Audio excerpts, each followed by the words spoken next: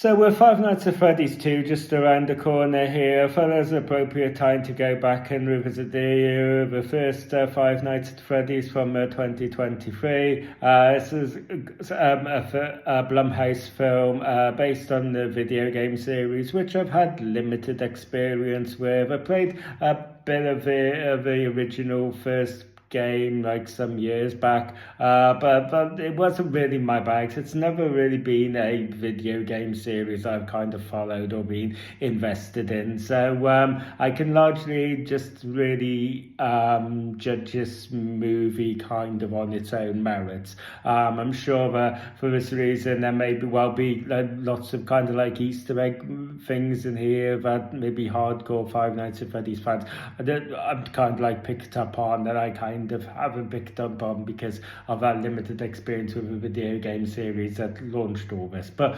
yeah, what we basically have here, we have a film about our main protagonist Mike.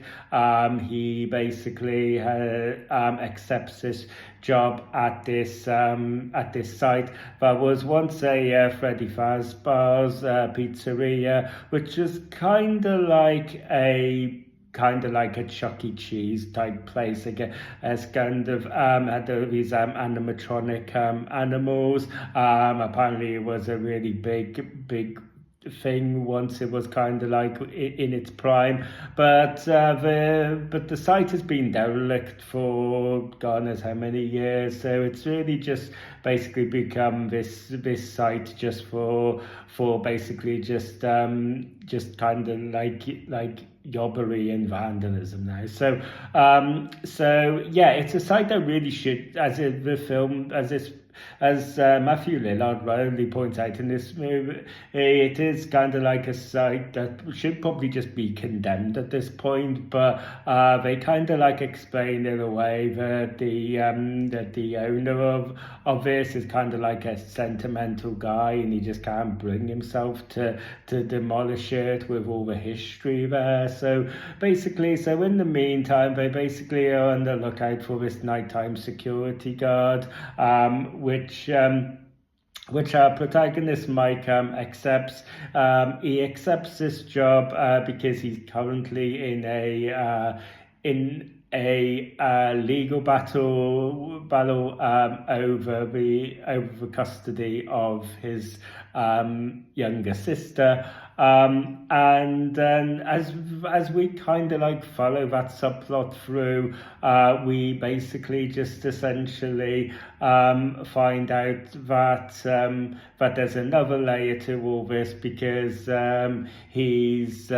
because Mike is a really kind of like quite troubled guy himself.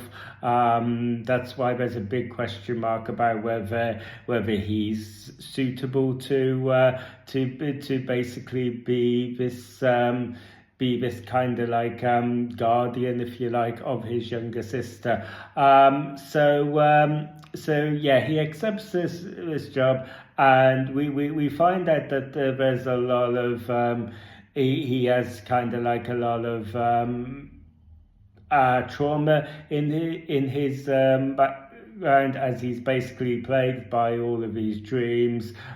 He's on sleeping medication as a result, and all of this stems from the fact that his brother was abducted like years ago. They never found him, so he's always been plagued by that. So yeah, and this essentially kind of like ends up as being the plots that we kind of follow when we're not following all the little bit of PG-13 horror with all these animatronics coming to life at this Freddy Fazbear pizzeria place. So yeah, it's basically one of those movies where essentially I was kind of like a little bit let down by this movie. This movie was never kind of as fun as I felt the concept of it should be. This is kind of like a very, like I said, the the horror, it's kind of very PG-13. It just doesn't really land for me. I'm sure there's an audience for this movie, but it's not me. And I'm not saying that this movie needed to be a lot more bloody or needed to be a lot more gory, or it needs to kind of go for a hard R rating in order for it to make it work. But it needs to kind of lean into kind of the fun that maybe you could have with an idea like this. And it never really seems to do that. It always seems to try and play this really straight. And it doesn't, and none of it really kind of lands. It's never, apart from maybe some of the little injection of Matthew Lillard here, who is always great, the humour never really kind of lands. So it's going for this sort of straight horror, but the horror doesn't really land either. So I don't know. Yeah, I think that this is a movie that I can still find quite digestible. It's a movie that I can just have on and just sort of be at it. You know what I mean? But it's not a movie that I never really kind of got fully invested in, because yeah, I just felt it just a little bit too kind of tame for Finn, and it seemed to be it never fully succeeded in any of the things that it's kind of like trying to do. It never really came across as comedic. It never really came across as particularly creepy or scary. It never kind of like really kind of got there.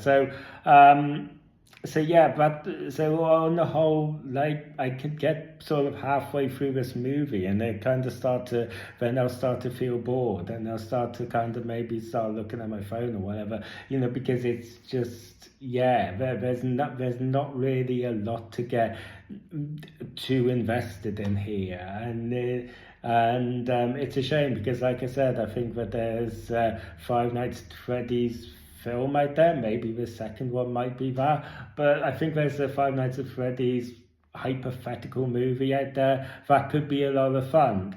This just isn't it, in my opinion. So yeah, we'll see what Five Nights at Freddy's 2 brings. But yeah, that pretty much wraps it up, guys. So thank you guys for taking the time to watch this video. If you enjoyed this video, you want to see more, don't forget to ring that bell for notifications. Don't forget to like and subscribe. And yeah, feel free to let me know down in the comment section about what your experience with Five Nights at Freddy's is. What did you think of this movie? Have you played the video games? How do you think that these movies do of adapting those video games?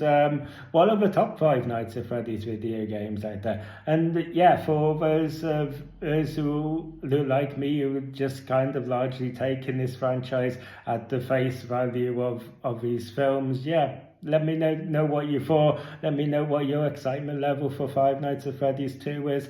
And yeah, in the meantime, I will see you guys on the next video. You guys take care.